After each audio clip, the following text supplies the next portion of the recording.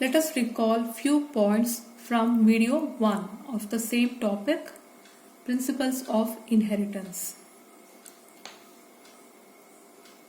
There is a term used called loci. Loci is plural, locus is singular. Locus is location of the genes. Consider these two are chromosomes and these are the genes, and the position of gene on the chromosome is said to be the location or loci. Here I'll take an example, capital T and small t. Capital T is supposed to be dominant character and small t is supposed to be the recessive character. They are present on the same location on both the chromosomes, as you can notice. Here these chromosomes are said to be homologous pair. We have 23 pairs in human beings. So like this, we have the pair of chromosomes in any sexually reproducing organisms. Here one of the set is from the father and the another set is from the mother. Consider this example once again, capital T and small t. These two are said to be alleles of the same gene. Understand, alleles mean alternate form of the same gene.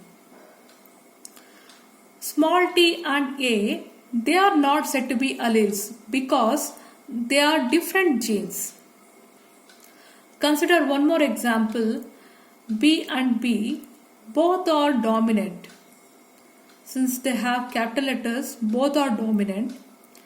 So both are similar, so the term homozygous dominant alleles are used. Here the next example shows capital T and small c, both are dissimilar, so they must be heterozygous alleles. Last example is D and D, both are similar but they are recessive, so they are homozygous recessive alleles. To understand the Mendel's work, these are the following terms we have to memorize. And Mendel's work was not given by Mendel, as I referred in my previous video. It was summarized by Correns into the following laws. Law of dominance, which says that only the dominant character will be expressed in the next generation. Law of Mendel or law of segregation, which is also called the law of purity of gametes. The second law of Mendel, it is also called law of independent assortment. So let us understand one by one about these laws in our discussion. And to understand the concept very well, we should know what is back cross and what is test cross. A cross in which F1 hybrid is crossed with any one of the parent is supposed to be the back cross. So you will understand this clearly in our experiments. Test cross. It is a type of back cross in which F1 hybrid is crossed with recessive parental type. Here there is an example. This is capital T, small t, which is our hybrid plant, and it is crossed with the recessive parent. Let us consider an example to understand all this. So this is one example where we can understand the Mendel's work and also the law of inheritance. Now let us consider the inheritance of one gene.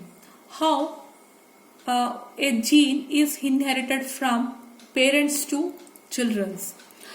We are considering only one gene, so the term used is monohybrid cross. Mono stands for one.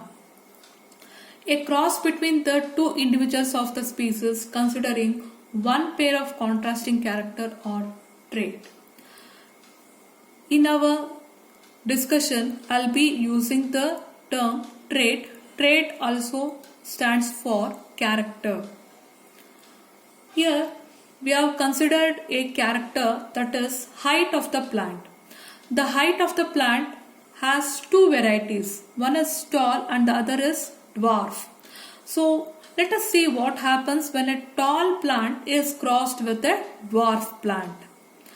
So this is our example. We have taken one plant which is tall and the other plant is dwarf. So the external appearance of the plant is tall and dwarf, which we write as phenotypes. Phenotype means external appearance, how the plants appears to our eyes. And the genes present in the plants were called as genotypes.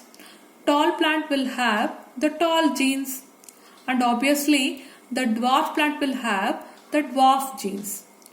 So when these two plants produces the gametes, so the gametes will appear like this. So when the crossing is done, in the first generation we have noticed all the plants were tall. To our surprise, there were no single dwarf plant. All the plants were tall. This is heterozygous tall. Again, this is heterozygous tall, heterozygous tall, heterozygous tall. So here we can see one of the gene is tallness and the other gene is for dwarfness. But only tall genes were expressed in the offsprings, but not the dwarf genes.